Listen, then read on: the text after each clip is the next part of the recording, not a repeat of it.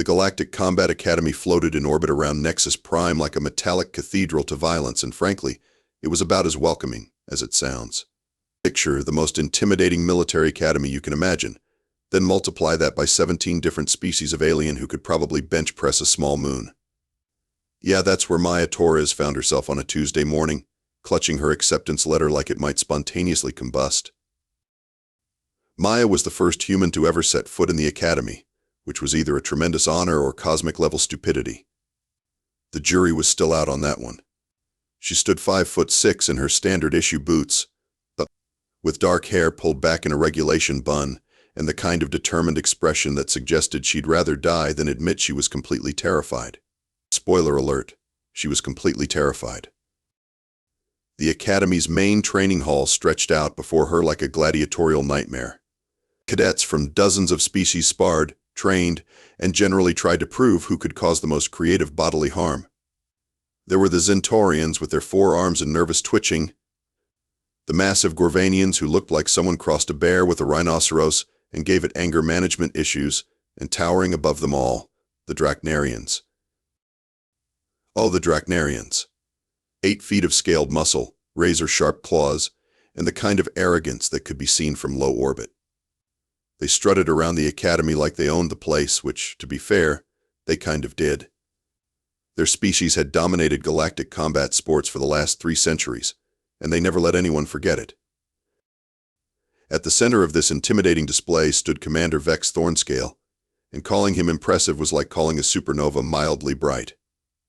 He was 9 feet of pure predatory grace, with dark green scales that gleamed like armor and yellow eyes that could make a charging rhino reconsider its life choices. His combat record was legendary. 347 matches, 347 victories. Not defeats. Victories. There's a difference. Vex noticed Maya the moment she walked in, probably because she stuck out like a sore thumb at a beauty pageant. He paused mid-demonstration, his massive head turning toward her with the kind of predatory interest usually reserved for wounded gazelles. Well, Vex's voice rumbled across the training hall like distant thunder. What do we have here? The Academy's new pet project, I presume. Every conversation in the hall stopped. Every eye turned toward Maya, and she suddenly understood what it felt like to be a bug under a very large, very hostile microscope. The silence stretched on until Maya cleared her throat. Cadet Maya Torres reporting for training, sir. Vex's laugh was like rocks tumbling down a mountainside. Sir? Oh, how precious. Tell me, little pink thing, what exactly qualifies your species for combat training? I've reviewed your physiology reports. No natural weapons, no armor, no enhanced strength or speed. What's next? Are we admitting houseplants to the academy? The other cadets chuckled, some nervously, others with genuine amusement. Maya felt heat rise in her cheeks, but kept her expression neutral. She'd expected this. Earth's diplomatic corps had warned her that humans would face skepticism, though they'd used more diplomatic language than houseplants. I'm here to learn. Same as everyone else, Maya replied evenly. Learn? Vex stepped closer, his massive frame casting her in shadow. Child, combat is about natural selection. The strong survive, the weak become footnotes. Your species has no business among warriors. A small Xentorian with nervous eyes shuffled forward. Commander Vex, perhaps we should let Instructor Krall handle the new cadet's orientation. Vex's attention shifted to the 4-armed alien with predatory focus. Ah yes, Cadet Pip. Always so concerned with fairness. Tell me, do you think the universe will show fairness to this fragile little creature when real combat begins? Pip's 4 hands fidgeted with his equipment belt. I just think everyone deserves a chance to prove themselves. Prove themselves? Vex's grin revealed rows of gleaming teeth. Excellent idea. Maya Torres of Earth, you want to prove yourself? Very well. Tomorrow you'll demonstrate your combat prowess for the entire academy. I'm sure it will be educational. The crowd dispersed with excited murmurs, already anticipating the show. Maya stood alone in the center of the hall, wondering if her transport back to Earth was still docked. But then she straightened her shoulders and walked toward the equipment lockers. She hadn't come this far to quit on day one, even if day one had gone about as well as a chocolate teapot in a supernova. From across the hall, a gruff voice called out, "Not bad, human." Most species would have fled by now. Maya turned to see a massive Gorvanian approaching. His name tag read Instructor Krall, and he had the weathered look of someone who'd seen more combat than most planets saw tourists. "Thank you, I think," Maya replied. Krall's laugh was surprisingly warm. "Tomorrow's going to be interesting, cadet." "Very interesting indeed." Maya nodded, already planning her survival strategy. She had a feeling she was going to need it. If Maya thought day one was rough, day two made her nostalgic for the good old times when she was merely being compared to houseplants. Vex had clearly spent the evening planning her systematic destruction, and he approached it with the dedication of a master craftsman. "Attention. Academy." Vex's voice boomed across the training grounds. "Today we witness a historic moment. The first human will demonstrate why Earth was so eager to join our ranks." Maya stood in the center of the combat ring, wearing standard Academy gear that fit her about as well as a tent fits a toothpick. The protective padding was designed for species with natural armor or thick hide, making her look like a child playing dress-up in her parents' clothes. "For our demonstration," Vex continued with theatrical flair, "Cadet Torres will attempt the basic Draknarian combat form. Surely if humans belong here, they can master our elementary techniques." The Draknarian combat form was about as elementary as quantum physics and twice as likely to result in broken bones. It required perfect balance, explosive strength, and the kind of flexibility usually found in professional contortionists. Maya had watched the other cadets practice it, and was reasonably sure it violated several laws of physics. "Begin," Vex commanded. Maya attempted the opening stance, a complex position that required balancing on one foot while extending the other leg at an impossible angle. She wobbled for approximately 3 seconds before gravity reminded her of its existence. The landing was neither graceful nor quiet. The audience erupted in laughter. Even the normally sympathetic Pip covered his mouth with one of his 4 hands, though his eyes showed more concern than amusement. "Fascinating," Vex mused, circling Maya like a predator. Perhaps the human would prefer something more suited to her species' capabilities.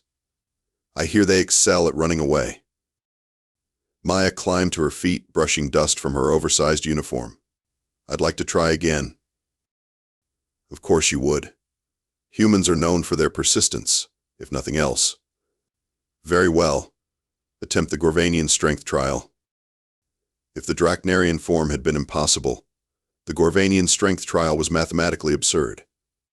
It involved lifting a training weight designed for beings who could bench press small asteroids. Maya approached the weight bar with the kind of grim determination usually reserved for funeral marches. She gripped the bar, took a deep breath, and pulled. Nothing happened. The weight remained as stationary as a mountain, and about as cooperative. Maya's face turned red with effort, her arms trembled, and still, nothing moved except the growing smile on Vex's face. "Perhaps something lighter?" Vex suggested with mock concern. "We wouldn't want you to strain yourself." Maya released the bar and straightened up, sweat beading on her forehead. "What would you suggest?" Vex's grin widened. "The Centaurian agility course. Surely even a human can manage that." Pip's eyes went wide with horror. The Centaurian agility course was designed for beings with 4 arms and the reaction time of hyperactive squirrels. It involved navigating a maze of moving obstacles while maintaining perfect form and speed. Maya had about as much chance of success as a snowball in a supernova. The course activated with a mechanical hum, barriers rising and falling in complex patterns while rotating platforms spun at dizzying speeds. Maya stepped onto the first platform and immediately discovered that her inner ear had apparently not received the memo about this being possible. She made it approximately 15 feet before a rotating barrier caught her in the midsection and launched her into a foam pit with all the dignity of a sack of potatoes. The landing was soft, but the laughter from the crowd was decidedly not. Remarkable, Vex announced. In just 2 days, Cadet Torres has proven that humans are unsuited for Draknarian combat, Gorvanian strength trials, and Centaurian agility courses. One might wonder what, exactly, they are suited for. Maya extracted herself from the foam pit, pieces of padding sticking to her uniform like oversized confetti. Her hair had escaped its regulation bun and hung in sweaty strands around her face. She looked, in a word, defeated. "Sir," Pip ventured quietly, "perhaps we could arrange some specialized training for Cadet Torres? Something more suited to human physiology?" Vex's attention shifted to the nervous Centaurian with predatory interest. "Cadet Pip, are you suggesting that the Academy should lower its standards to accommodate inferior species?" "No, sir. I just thought that different species might require different approaches." "Different approaches," Vex repeated, savoring the words like fine wine. "How progressive of you." "Very well, I have a different approach for our human friend. Tomorrow she'll face the simulation chamber. Level 1, of course. We wouldn't want to overwhelm her." The crowd dispersed with excited chatter, already anticipating the next day's entertainment. Maya stood alone in the training pit, foam padding clinging to her like accusations of failure. Pip approached cautiously, his forearms gesticulating nervously. "Maya, I'm sorry. I didn't mean to make things worse." Maya looked up at the four-armed alien with something that might have been a smile. "You didn't make anything worse, Pip. You're probably the only person here who's tried to help." "Vex just likes to establish dominance," Pip explained. "He's done it to every new cadet. You're just, well, you're getting it worse because you're human." "Lucky me." Maya began picking foam pieces out of her hair. "Tell me about this simulation chamber." Pip's eyes went wide. "Oh no, Maya, the simulation chamber is serious.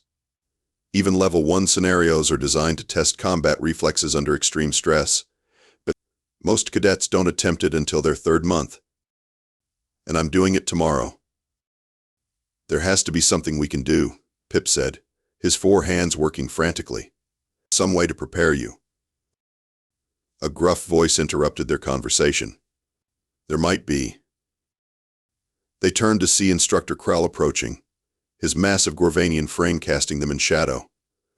His expression was unreadable, but his eyes held something that might have been respect.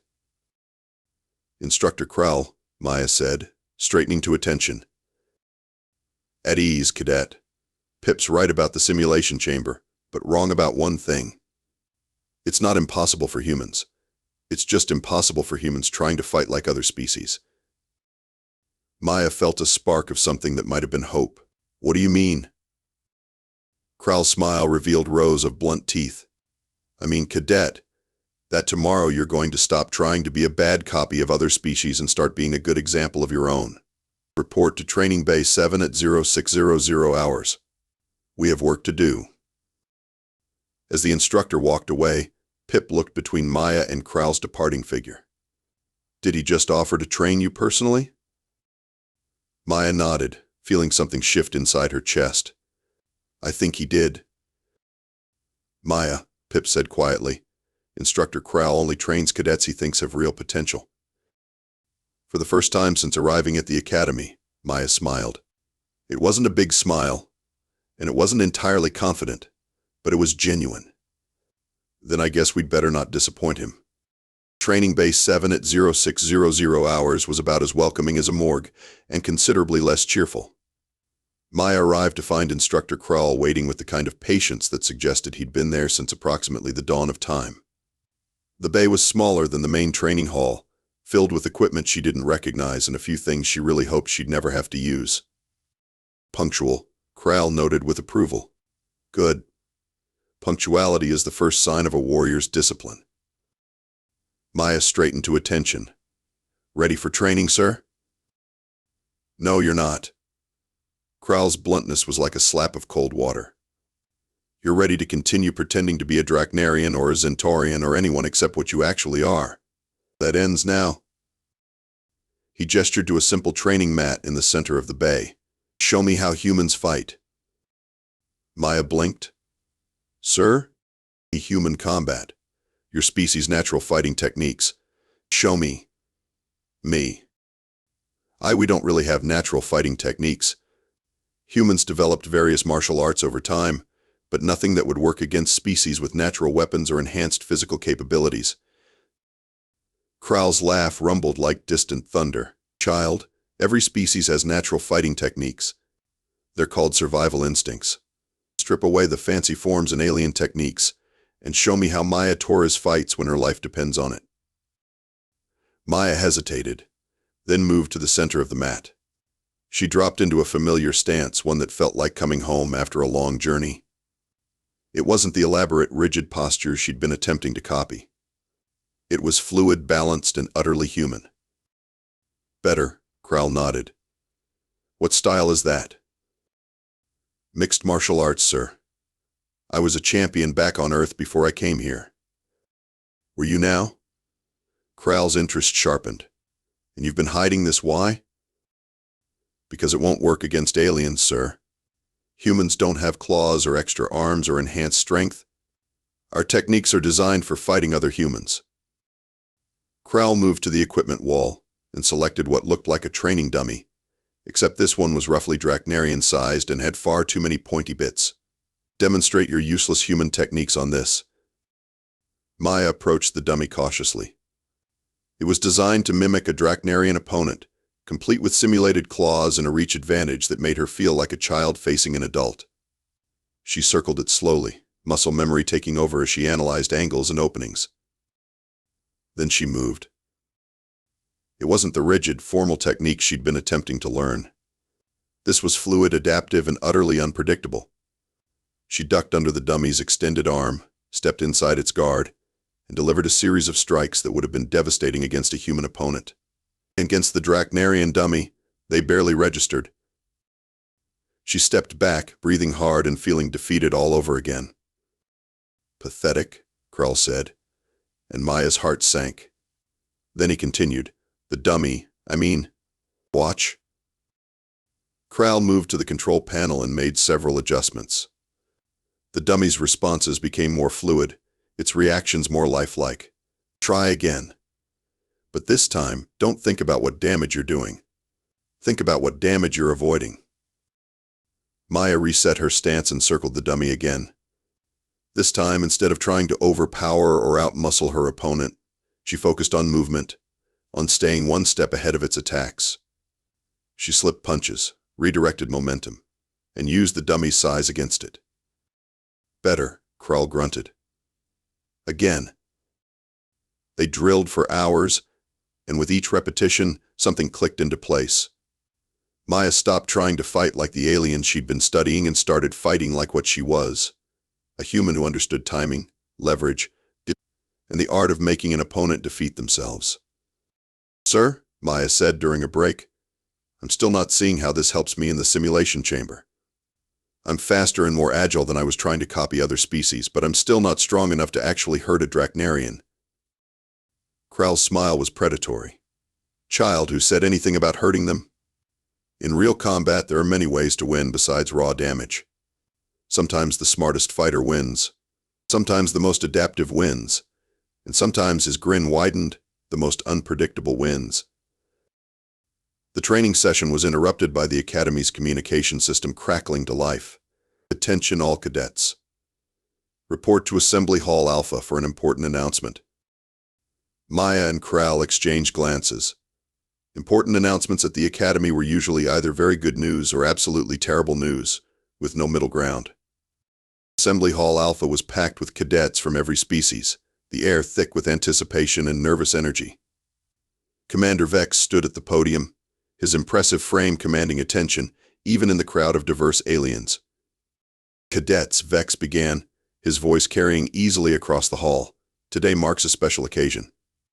The Academy has been selected to host this cycle's Grand Melee, the tournament that determines assignment to the elite Starguard Corps. Excited murmurs rippled through the crowd. Assignment to the Starguard Corps was the dream of every Academy cadet, representing the pinnacle of galactic military service. The tournament will begin in 1 week, Vex continued. Participation is voluntary, but I encourage every cadet to consider this opportunity. After all, how else will we separate the true warriors from the pretenders? His yellow eyes found Maya in the crowd, and his smile became distinctly predatory. Of course, we must be realistic about our expectations. Some species are simply better suited for elite service than others. Maya felt every eye in the hall turn toward her. The message was clear: humans need not apply. However, Vex's voice took on a magnanimous tone that fooled absolutely no one. In the spirit of inclusivity, I encourage all cadets to participate, even if some are clearly destined for alternative career paths. The assembly dissolved into excited chatter as cadets began discussing strategy and matchups. Maya found herself standing alone as other cadets moved away, either embarrassed by association or simply uninterested in the obvious underdog. Pip approached cautiously, his 4 hands fidgeting nervously. "Maya, you're not seriously considering entering the tournament, are you?" Maya looked at her friend's concerned face and made a decision that would either be remembered as heroic or spectacularly stupid. "Yes, Pip. I am. But Maya, the Grand Melee isn't like training exercises. These are real combat scenarios against the Academy's best fighters. Vex has won the last 3 tournaments." "I know. Mel. You could get seriously hurt." "I know. I know." Pip's 4 arms gestured frantically. "Then why are you doing this?" Maya was quiet for a long moment, watching Vex hold court with a group of admiring cadets. When she spoke, her voice was steady and determined. "Because, Pip, I didn't come halfway across the galaxy to prove that humans can be mediocre aliens. I came to prove that humans belong here as humans." From behind them, Instructor Krall's gruff voice added, "And because sometimes, cadet, the best way to shut up a bully is to beat him at his own game." Maya turned to see her instructor approaching, his expression unreadable, but his eyes holding what might have been approval. "Sir, you think I have a chance?" Krall's smile was sharp as a blade. "Cadet Torres, I think you have something much more dangerous than a chance. You have potential. The question is, are you ready to stop hiding it?" Maya looked around the assembly hall, at the aliens who had dismissed her, at Vex still basking in adoration, at Pip's worried expression. Then she looked at her own hands, small and soft compared to the claws and natural weapons around her, but steady and sure. "Yes, sir. I'm ready." "Good," Krall nodded. "Because your real training starts now." The Academy's main arena had been transformed into something that belonged in a gladiatorial fever dream. Holographic displays showed the tournament bracket. Energy shields protected the viewing areas, and the combat zone itself looked like it had been designed by someone who thought overkill was a reasonable starting point.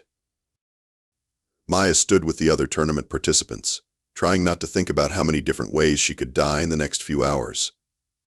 The bracket had been announced that morning, and the path ahead looked like a guided tour through her worst nightmares.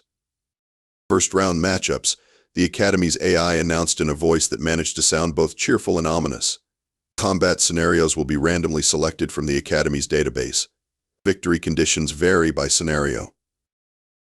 Maya's first opponent was a Zentorian named Clix, who had the nervous energy of someone who'd consumed their body weight in caffeine.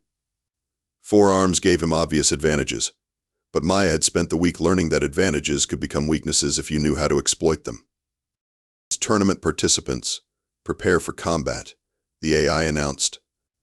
First scenario, urban environment. Victory condition, secure the objective.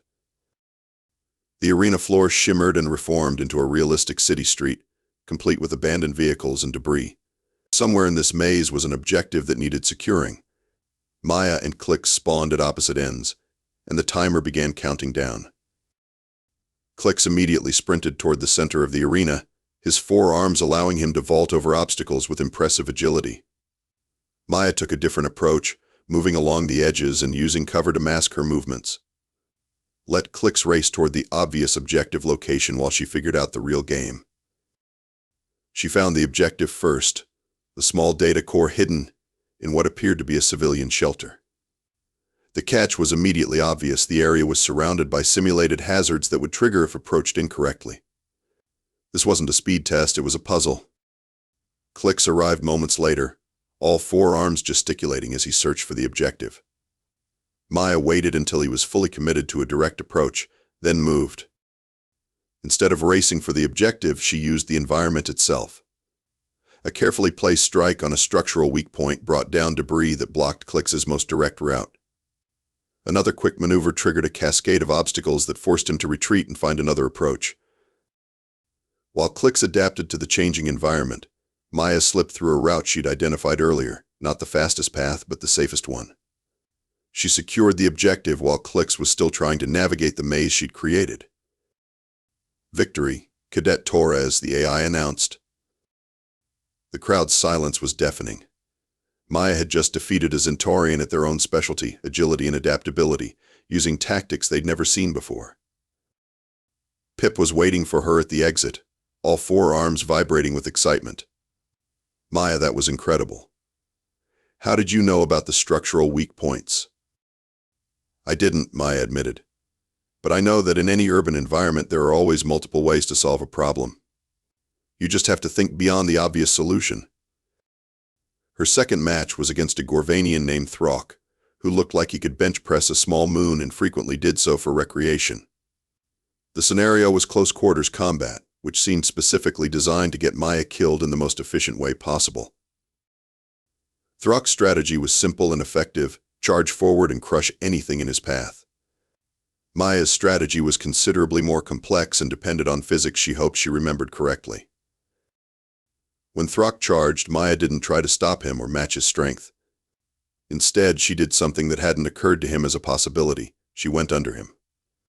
While he was committed to his forward momentum, she slipped between his legs and used his own force to unbalance him.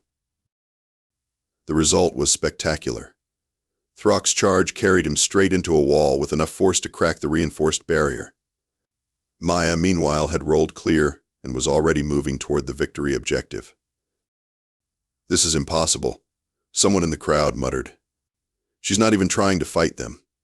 Instructor Krall's voice cut through the chatter. "She is fighting them. She's just fighting smarter than they are." The tournament continued, and with each victory, Maya's reputation grew. She wasn't winning through strength or speed or natural weapons. She was winning by being completely, utterly unpredictable.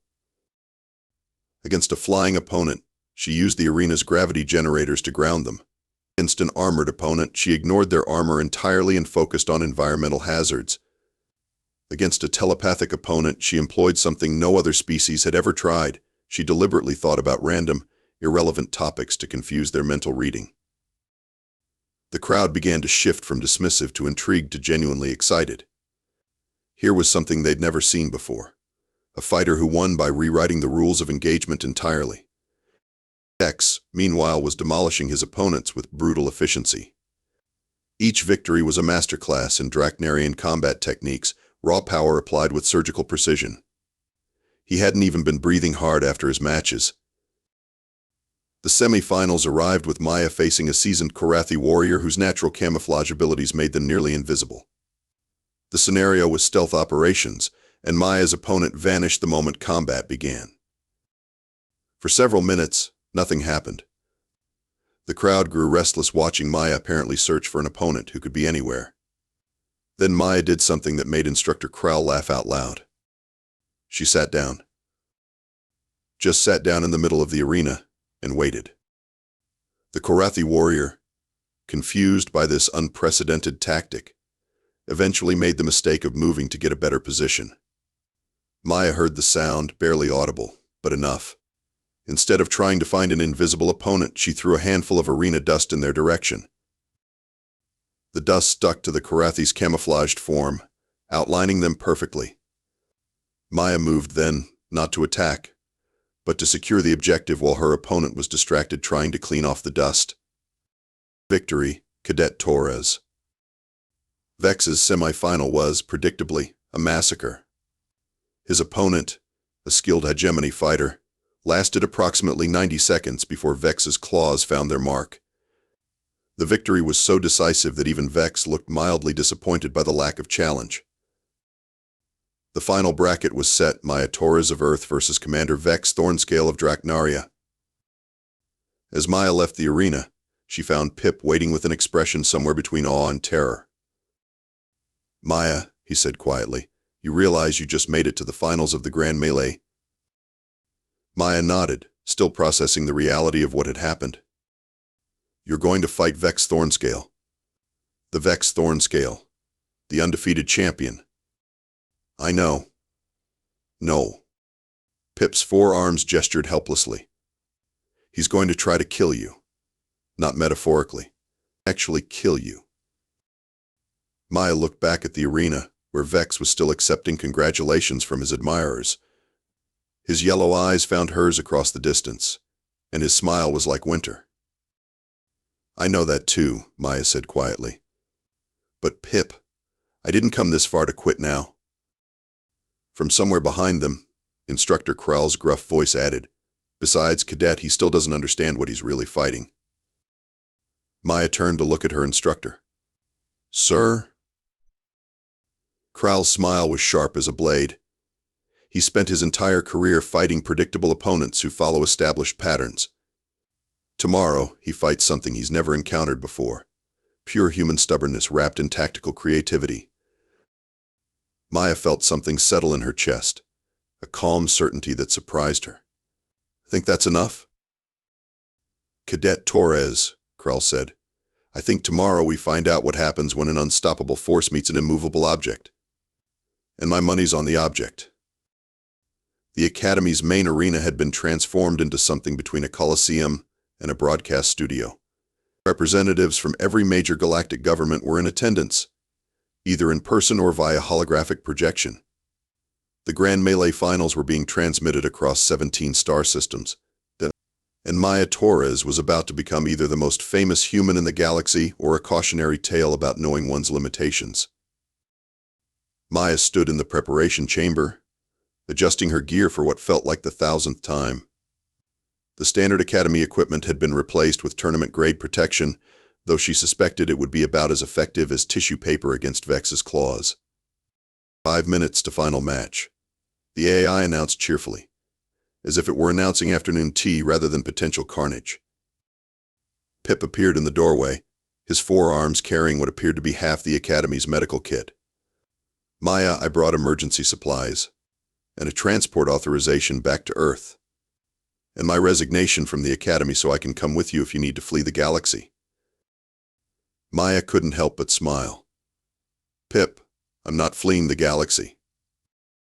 You're about to fight Vex Thornscale in single combat, in front of the entire galactic community, with no backup plan except try not to die." Pip's eyes were wide with concern.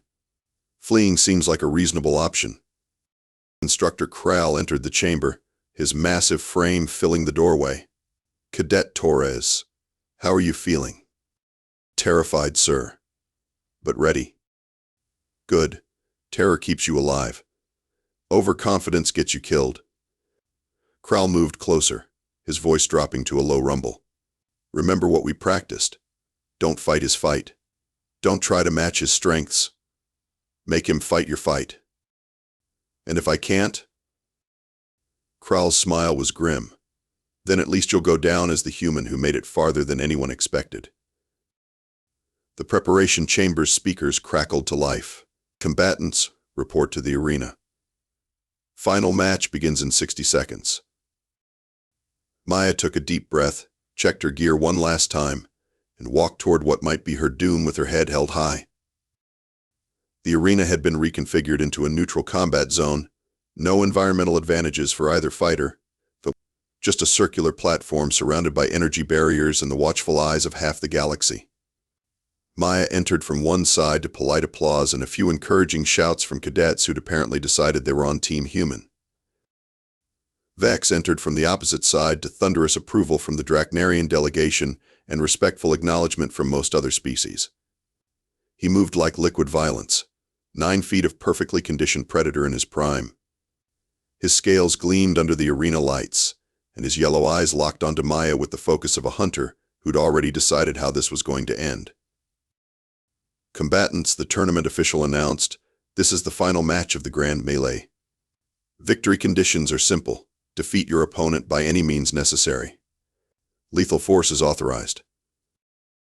Maya felt a chill run down her spine. Lethal force authorized. This wasn't a training exercise or a friendly spar. This was real combat with real consequences. Vex stepped forward, his voice carrying easily across the silent arena. Before we begin, I want to address our audience. He gestured grandly to the watching crowd.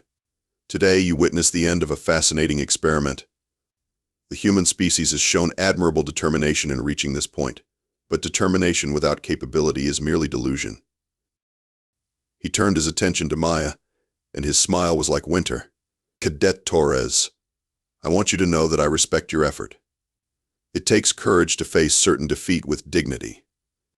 When this is over, I will ensure that your species is remembered fondly, even if they are ultimately unsuited for military service. Maya stepped forward, her voice steady despite the fear coursing through her veins. Commander Vex, I appreciate your concern for my species' reputation, but you might want to save your victory speech until after you've actually won. The crowd erupted in surprised murmurs. Nobody spoke to Vex Thornscale like that, especially not a human who was about to become a small stain on the arena floor. Vex's eyes narrowed dangerously. How refreshingly naive. Very well, human. Let's end this charade. Combatants ready? The official called. Both fighters nodded. Begin. Vex exploded into motion with the speed of a striking serpent.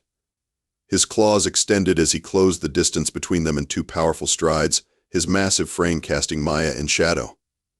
She had perhaps half a second to react before 9 feet of apex predator would be on top of her. Maya did something that Vex hadn't expected. She moved toward him instead of away. While Vex was committed to his powerful overhead strike, Maya dropped into a slide that carried her between his legs. His claws whistled through empty air where her head had been a split second before, and suddenly he was off balance with his opponent behind him. Maya rolled to her feet and delivered a sharp kick to the back of Vex's knee, not enough to seriously injure him, but enough to disrupt his balance further. Vex spun around with a snarl, his tail whipping through the space Maya had occupied. But Maya was already gone, having rolled away the moment her kick landed. First blood to the human. Someone in the crowd whispered. It wasn't really blood. Maya hadn't done any meaningful damage, but she'd made Vex look clumsy, and for a fighter of his caliber, that was almost worse than injury. Vex's eyes blazed with anger. Lucky move, human. Let's see how long your luck lasts. He attacked again, this time with more control but equal ferocity. His claws carved through the air in precise patterns that would have dissected a lesser opponent. Maya twisted and dodged, staying just ahead of his strikes by margins that made the crowd gasp. But she was losing ground. Vex's reach advantage was telling, and his strength meant that even a glancing blow would be devastating. Maya's breathing was becoming labored while Vex seemed barely winded. The mathematics of the fight were simple and brutal. She could dodge perfectly for the next 10 minutes, but one mistake would end everything. That's when Maya remembered something Kral had told her during their private training sessions. Every strength is also a weakness, cadet. The trick is figuring out how.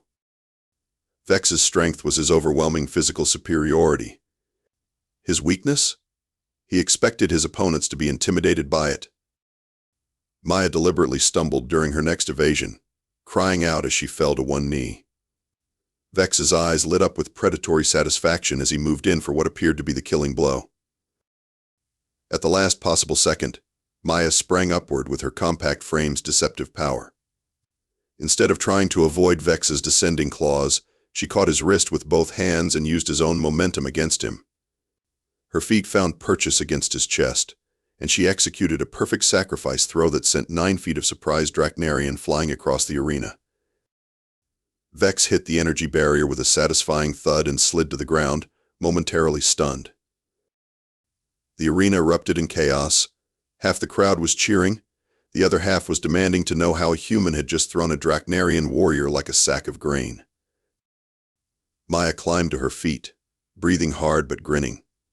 Still feeling overconfident, Commander? Vex rose slowly, his dignity more wounded than his body. The look he gave Maya could have melted steel. That was unexpected. That was just the beginning. For the first time since the fight began, Vex looked at Maya not as an inferior species to be dispatched, but as an actual opponent to be defeated. His stance shifted, becoming more cautious and defensive. The real fight was just beginning. The arena had gone completely silent except for the hum of energy barriers and the soft breathing of two fighters circling each other like predators. Maya could feel the weight of half the galaxy's attention pressing down on her, but she pushed that awareness aside. Right now, there was only her, Vex, and the growing realization that she might actually have a chance. Vex approached more cautiously now, his earlier arrogance tempered by the bruises forming along his scaled hide. "You fight strangely human. Like you're trying to lose." "Maybe I am," Maya replied, feinting left and watching how he responded. "Or maybe you're just not as good as everyone thinks." It was a calculated insult, designed to make him angry. Angry fighters made mistakes, and mistakes were the only thing that would level the playing field between them. Vex's tail lashed behind him, a telltale sign that she'd hit a nerve. "I have been undefeated in combat for 7 years, cadet. I have faced warriors from every major species in the galaxy, but never a human." Maya's smile was sharp. "How does it feel to be someone's first?" Vex snarled and lunged forward with claws extended, but this time Maya was ready for his pattern. She rolled to the side and came up with a training baton that had been lying near the arena's edge, apparently dropped by a cadet from an earlier match. The weapon felt good in her hands, not because she was particularly skilled with it, but because it extended her reach and gave her options beyond pure evasion. "Weapons, is it?" Vex picked up a fallen shock staff, its energy crackling to life in his massive grip. "I suppose that makes things more interesting." They began to circle each other again, but now the dynamic had shifted. Maya was no longer just trying to survive, she was actively looking for openings, probing his defenses with quick strikes that forced him to react rather than attack. The crowd was murmuring now, a low susurrus of conversation as representatives from various species debated what they were seeing. Maya caught fragments. "Never seen combat adaptation that rapid. Human psychological warfare is apparently more sophisticated than we assumed. Vex hasn't dominated a fight this completely and still been losing since his academy days." That last comment gave Maya an idea. A dangerous, probably stupid idea, but given her circumstances, those were the only kind worth trying. "Tell me something, Vex," she called out while dodging a vicious swipe of his shock staff. "When was the last time you actually had to work for a victory?" "What?" The question seemed to genuinely confuse him. "I mean, you're undefeated, right? 7 years of victories. But when was the last time you faced someone who could actually challenge you? When was the last time you had to dig deep, find that extra gear, really push yourself?" Vex paused his attack, something like uncertainty flickering across his features. "What are you implying?" "I'm not implying anything. I'm stating it outright." Maya dropped her defensive stance and stood straight, making herself a target. "You've been coasting on your reputation and your physical advantages for so long that you've forgotten how to actually fight." The arena went dead silent. Even the crowd seemed to hold its collective breath. Vex's eyes narrowed to slits. "You dare suggest that I dare suggest that you're about to lose to a human, because you've spent 7 years fighting opponents who were beaten before they ever stepped into the ring with you." Maya's voice carried across the arena, clear and confident. "I'm the first person you've fought who doesn't think you're invincible. And you have no idea what to do with that." For a moment, Maya thought she might have pushed too far. Vex's entire frame tensed with fury, his claws extending to their full, lethal length. The smart move would be to attack now, while he was off balance emotionally. Instead, Maya did something completely unexpected. She dropped her weapon and raised her hands peacefully. "But here's the thing, Commander. I don't want to win because you're having an existential crisis. I want to win because I'm better than you are today, in this moment, in this fight." She gestured to the dropped baton. So pick up your staff, find your center, and show me the fighter who earned that reputation. Because if you can't, then my species deserves a place in this academy, and yours needs to reconsider its assumptions about what makes a warrior. The psychological gambit was risky beyond measure. Maya was betting everything on her read of Vex's character, that underneath his arrogance was a warrior's pride that wouldn't let him accept a hollow victory. Vex stared at her for what felt like an eternity. Then slowly he straightened to his full height and rolled his shoulders. When he looked at her again, the fury was gone, replaced by something that might have been respect. "You are either the bravest creature I've ever encountered," he said quietly, "or the most foolish.